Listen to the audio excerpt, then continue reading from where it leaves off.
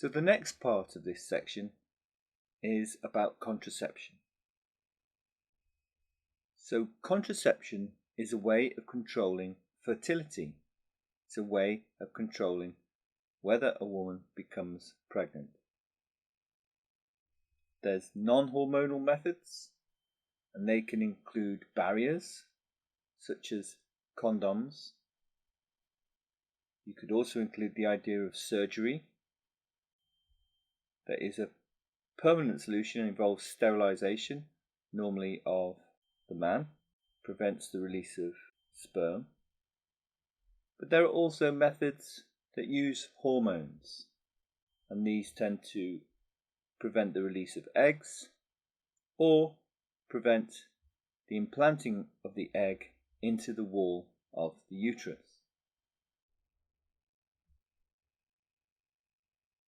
Now, oral contraceptives means hormones that are taken in the form of a tablet.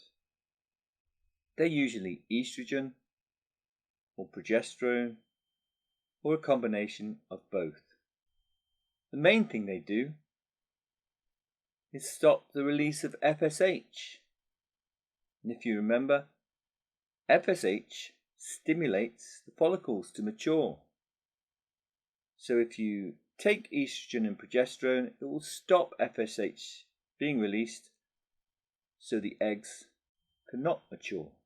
So you won't release an egg.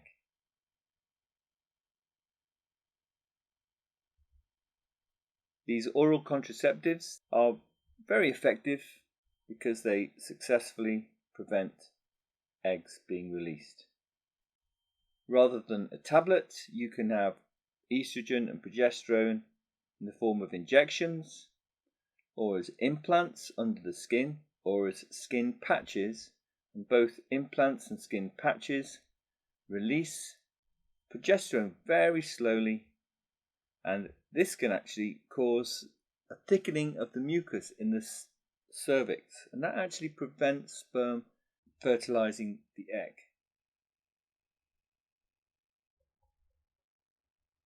The non-hormonal methods include a whole range of methods like barrier methods such as a diaphragm that prevents sperm entering the uterus, or a condom likewise prevents sperm entering the uterus.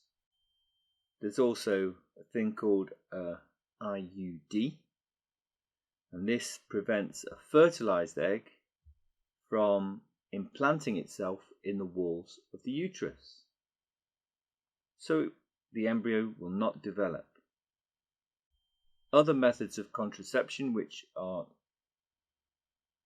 not as safe is the rhythm method, and that's where a woman will try to monitor her menstrual cycle and try and choose days for sexual intercourse where it is less likely that there is an egg in her fallopian tubes.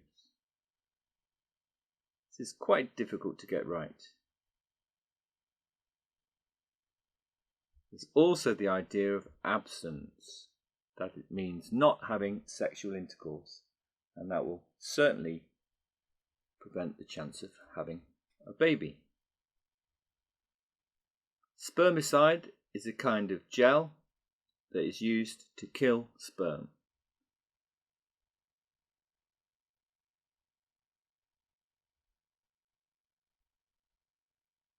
And we do have to know brief information about all these things, and there's some brief information on this slide that you should know about. Now, the last section about fertility is a higher tier only section, and it's about treating infertility. Infertility is where a couple cannot have a baby. Why can a couple not have a baby? There are many different reasons from both the point of view of the woman or the man. The man may have a low sperm count, which means it's difficult for the sperm to reach the egg and fertilize it, or poor quality sperm, again preventing the sperm from reaching the egg. The man could have blocked or damaged tubes that carry the sperm, so no sperm is delivered. Or there may be hormonal problems which prevent the development of the sperm. In the women, ovaries may not be releasing eggs. The fallopian tubes may be blocked, which stops the progress of the egg from the ovaries to the uterus. There could be problems with the uterus lining, so a developing embryo does not stay there. And again, there may be hormonal problems which prevent the maturing of the eggs. So sometimes, if a couple are having problems having a baby, one of the first things that might happen is a doctor may recommend taking a fertility drug that contains FSH. So if the problem had been that the immature eggs were not developing properly, then that would certainly prevent pregnancy. So a woman may wish to try taking FSH to make sure the follicles and the eggs do develop, to make sure ovulation does occur. Now, if that doesn't work, and if other things don't work, we might get to the serious situation of in vitro fertilization. Now, in vitro literally means in glass. And what it involves is removing some eggs from the woman and then taking some sperm from the man and joining them outside the body.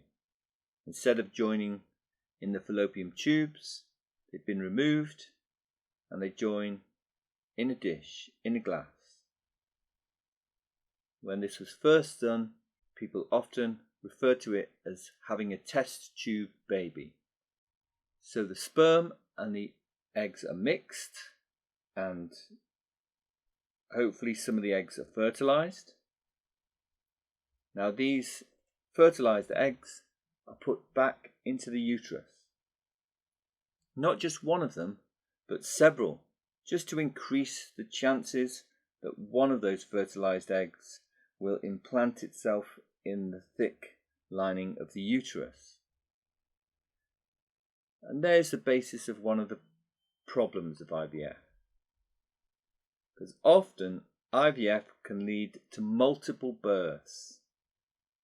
This is because several fertilized eggs are put back into the uterus. There's a much higher chance of twins with IVF compared to the normal occurrence of twins in the population. Having several developing fetuses actually poses a big risk for both the mother and the babies. Another problem with IVF is it costs a lot of money.